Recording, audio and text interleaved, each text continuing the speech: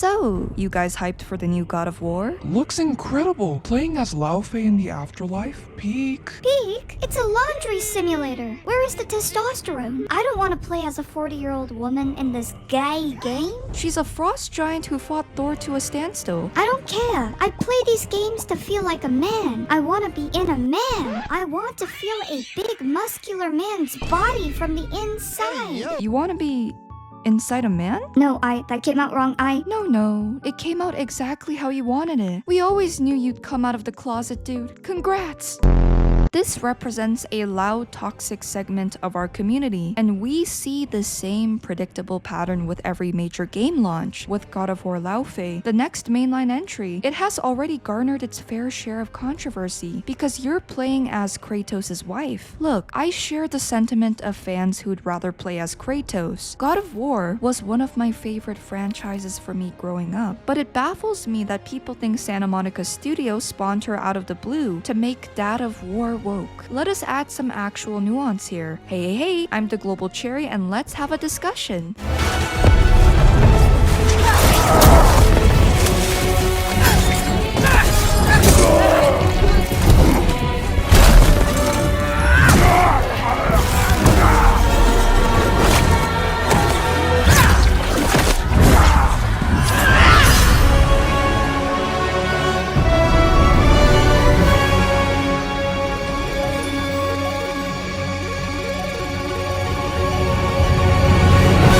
Santa Monica confirmed we are getting more games with Kratos, including new AAA titles and remakes of the original Greek trilogy saga. I would not even be surprised if Kratos fights Jesus in another mainline entry. If Jesus loses, he will just respawn in 3 days anyways. We are simply getting an additional game in this universe from the perspective of the woman who tamed the ghost of Sparta. They didn't randomly throw her in. Some trolls make immature jokes that she's the god of laundry. Then again, those people probably never did laundry in their lives and absolutely smell like it. Faye paved the journey for Kratos and Atreus. She was everything to Kratos, and her death killed him slowly inside. God of War Laufey takes place right after Kratos burns her body in the 2018 game and aligns with the timeline of Ragnarok. He tells her to find her way home. While Kratos and Atreus carry her ashes, Faye's spirit wakes up in the Everyone, the afterlife of the gods where all mythologies go when they die. Lore enthusiasts theorize she accessed this realm because of the mysterious mask piece embedded in her hand. She told Kratos once, to grieve deeply is to have loved fully. The culmination of love is grief. They loved each other despite the inevitable. Faye was very crucial to the lore. Kratos was forced to live with the sins of the death of his family by his hands. Athena haunts him, reminding him that he will always be a monster. She showed him they were not their failures. She gave him hope, encouraged him to be there for their son, and turned him from a monster to one who will become one to protect those he loves. There is one unavoidable truth you will never escape. You cannot change. You will always be a monster. I know. But I am your monster no longer. The blades of chaos that slayed his family are the same blades now, used to protect. Kratos grieved her, and this entry shows us Faye grieves too. She cannot accept her death because she was not ready to say goodbye to her husband and her son. The first thing she does in the afterlife is search for them. She is keeping her promise to Kratos. She is coming home. By playing as her, we'll most likely return to Kratos' story from the other side, finally realizing the true depth of what he lost. Laufey is not resting in peace, Kratos. She is fighting for her life and biting concrete. Santa Monica is using this entry to experiment with combat styles that could influence the next mainline game with Kratos. Do you think Baldi lost his high jump to his marriage with her? Considering they gave her an air jump, I'm sure our favorite grouchy father will fly again. Oh, come on! You can jump that? Your knees aren't that bad. Atreus. The 23-minute gameplay looks insane, beautifully blending different pantheons. Faye is being held hostage by Sekhmet and Begzi, the Egyptian and Mongolian gods of war, where each region is controlled by a deity from a different mythology. Imagine the storytelling potential if she runs into the Greek gods Kratos slaughtered in the afterlife, hearing them complain about that bald man. While she realizes they are talking about her husband, the developers took incredible creative liberties, especially with Sekhmet's long nails, her mane, and the lion creature she rides. Faye is incredibly acrobatic, wielding a sword wrapped in ribbons called Rue that whips opponents as she swings. Faye is so strong, she can knock the soul straight out of a body and swing a guard into a cage. When Begzi drags her through the debris, causing flames to erupt from his head, you can feel the impact. It kind of reminds me of Kratos' fight with Baldur, but it makes me want to see her first fight with Kratos in a flashback, where they almost took each other's heads off. To provide comic relief, she is accompanied by a talking cube named Frank, who seems like the new Mimir. Watching Frank hit Begzi is hilarious, even if he looks like Huey trapped in That Time I Got Reincarnated as a Slime. Frank tells her to accept that she is dead, but Faye refuses to stop.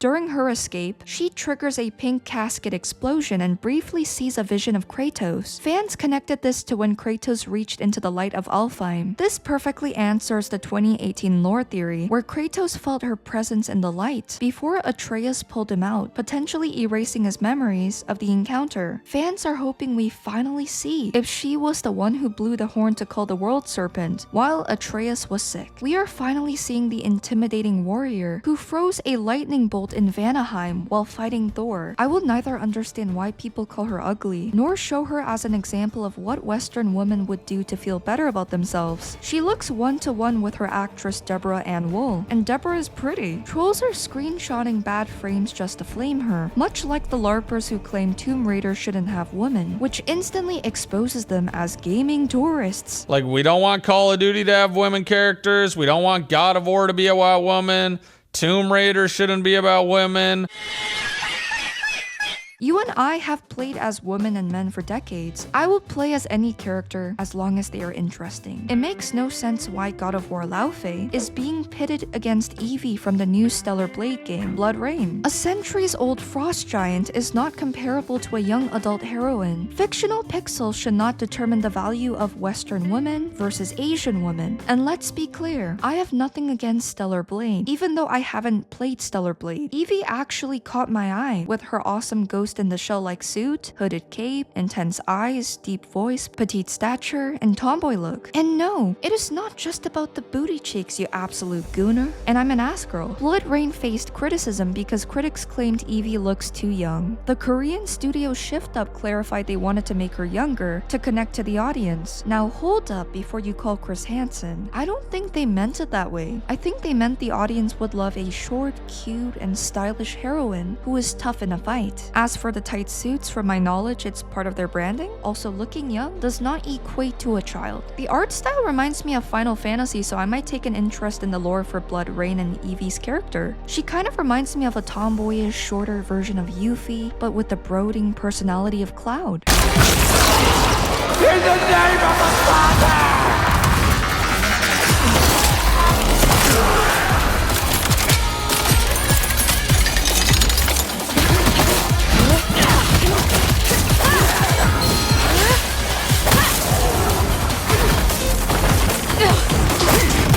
It is completely fine if a design does not vibe with you, and for the record, I am not saying you hate women for disliking Laufey. You are also not a P-word for liking Evie. Even the Roach King was not a fan of the babyface. You are not attacking the developers for simply not vibing with the design, but people will take it to extremes and sour the conversation. They will frame it in a way to attack a developer. Characters have distinct appearances that fit their respective worlds. If every character looked exactly like Eve, gaming would become incredibly boring. We're all adults here. We all play games. Some of us use 2 hands. Some of us use 1. It's okay, guys. I'm not sending you to a nunnery. Type in the comments right now. Don't lie to me. Both titles will succeed with their target audiences. Being this pressed over pixels shows you are creating your own misery. And misery loves company. And ironically, these controversies provide both games more publicity. Crying about sales or claiming Santa Monica is lying about their revenue is pointless. Out of thousands thousands of games, some will align with what you want, despite what others say. If every single game release causes you this much rage, fatigue, and bitterness, maybe it's time to set the controller down, take a hiatus, go on vacation, and smell the fresh grass. And when you return, play a game that you love. Remember why you fell in love with gaming in the first place. And I'm saying this to pull you out of the cycle of misery, not to make you feel bad. The way I see it, we are eating incredibly well. Between Wolverine, Resident Evil Veronica, Until Dawn 2, Little Nightmares DLC, Stellar Blade Blood Rain, and God of War, there's plenty to love. What do you think about the God of War Laufey controversy and the controversy for Blood Rain? Let me know in the comments below. If you enjoyed this video, drop a like, subscribe for more, and thank you for watching. Bye bye!